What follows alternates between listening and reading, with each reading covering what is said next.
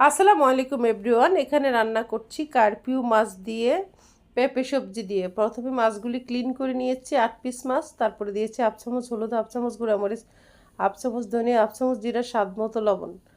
ভালোভাবে মাছটাকে ম্যারিনেট করে নিচ্ছি। এখন ফ্রাই প্যানে তেল দিয়েছি, তেলটা গরম হয়ে গিয়েছে। তেলের মধ্যে এখন মাছগুলিকে শ্যালো ফ্রাই করে নেব।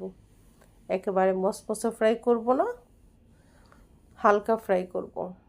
তারপর ফ্রাই করে মাছটাকে একটা পাত্রে উঠিয়ে নেব। যেহেতু 8 পিস মাছ, সেহেতু আমার 2বার করে মাছগুলি দিতে হয়েছে, নয়তো ফ্রাই প্যানে সব মাছ একসাথে দিলে এটা ক্যারি করা নাড়ানো খুবই কষ্টকর।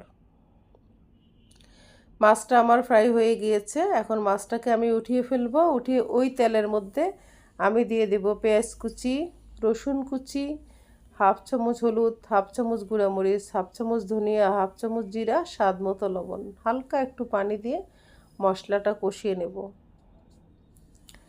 পেঁপে সবজিটা খুবই মজার একটা সবজি, আর এটা অনেক সুন্দর করে বড় মাছ দিয়ে রান্না করলে যেমন মজা লাগে, মুগ ডাল দিয়ে বাগার দিয়ে রান্না করলে, চিংড়ি মাছ দিয়ে ওভাবেও মজা লাগে। আর গরুর মাংস, মুরগির মাংস দিয়ে রান্না করলে তো কথাই নাই। পেঁপে ভাজি করলেও অনেক মজা।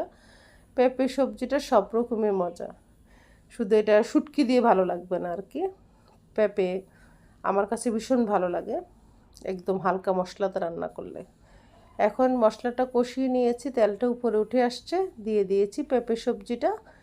হাতল দিয়ে নেড়ে চেড়ে মশলাতে মিক্স করে তারপরে মনে হলো যে পাইপেনে এটা পানি দিলে পানি পড়ে যাবে, সেই জন্য এটা আমি হাঁড়িতে ঢেলে নিয়েছি। পেঁপে 80% হয়ে গিয়েছে, আর কার্পিও মাছটা তো অনেক নরম মাছ, তাই 80% হওয়ার পরে এখন মাছটা আমি দিয়ে দিচ্ছি পেঁপের উপরে। এভাবে আরও কিছুক্ষণ রাখবো।